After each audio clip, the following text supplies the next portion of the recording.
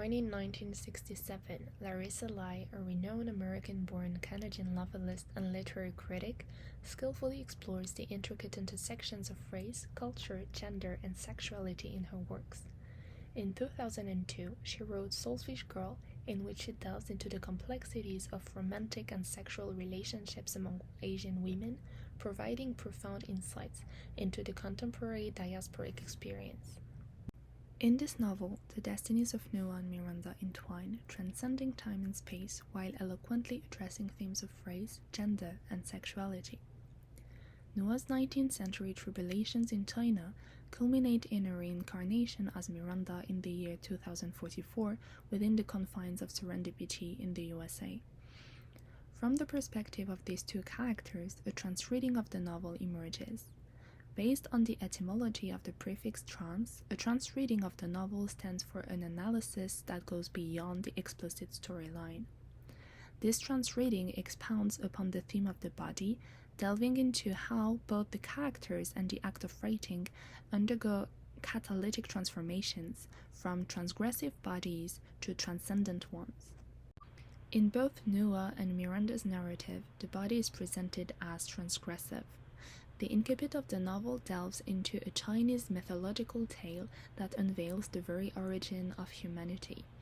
Yet, this captivating and mystical tale ingeniously subverts the sacred biblical paradigm, forging an uncanny act of creation. The goddess creator, dissatisfied by her own creations, unleashes fury upon her creatures, committing a real genocide. Thus, the goddess is so disgusted by her creation that she attempts to annihilate her own progeny.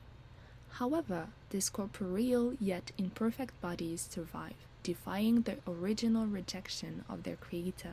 Another interesting subversion of the myth of creation manifests itself through the conception of Miranda, a character born of a forbidden fruit.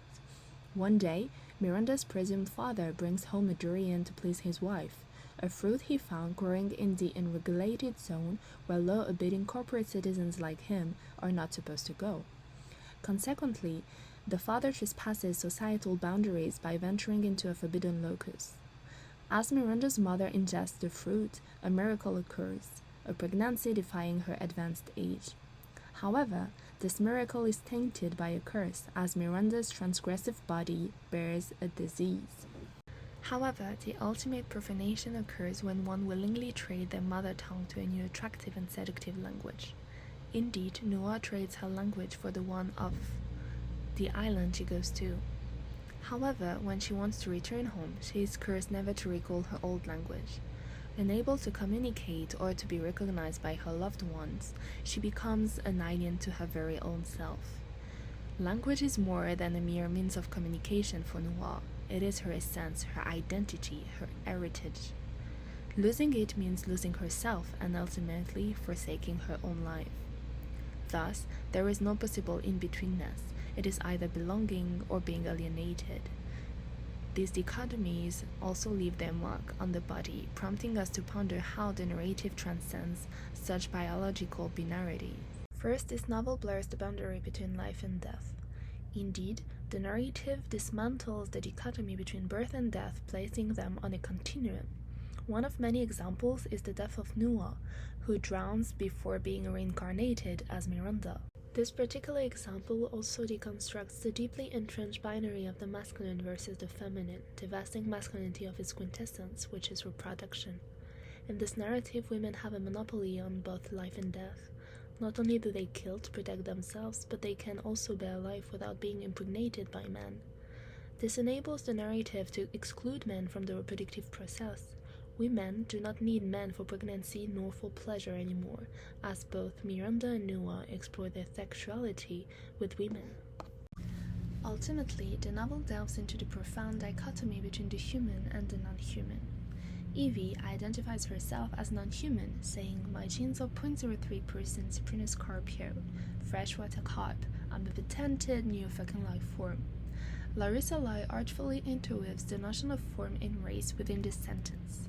Evie's source was a Chinese woman whose body was sold to science. Hence, her corporeal body is not only marked by science, but it also carries a racial stigma. Asian women become machines designed to serve the advancement of a white-dominated society. However, Evie does everything in her power to emancipate herself from the normative transgenic framework imposed on her. Undeniably, the human body can be perceived as a form of text constructed and imbued with meaning through the agency of language. Interestingly, the inverse is also true. A literary text gives an essence to its own narrative and characters, and can thus be referred to a textual body. Within this conceptual framework, the notion of trans body emerges as an artistic manifestation that trespasses the boundaries of traditional literary norms. This novel does not identify with a specific genre, but claims its hybrid nature akin to the protagonist's mutable form and atemporality. While Noah's tale can be read like a fairy tale that entwines mythological and legendary undertones, Miranda's story can be situated at a crossroad between speculative science fiction and the exploration of contemporary socio-political concerns.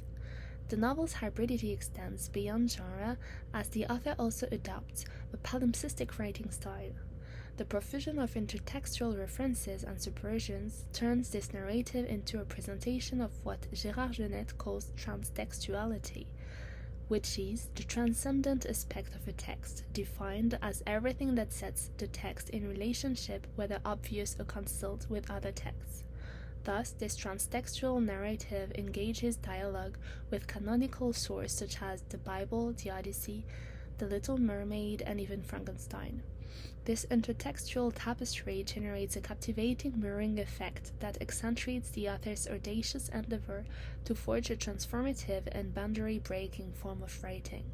Thus, Larissa Lai's novel unfolds as an intricate tapestry wherein content and form entwine, meticulously crafted to evoke a transgressive yet profoundly transcendent literary experience.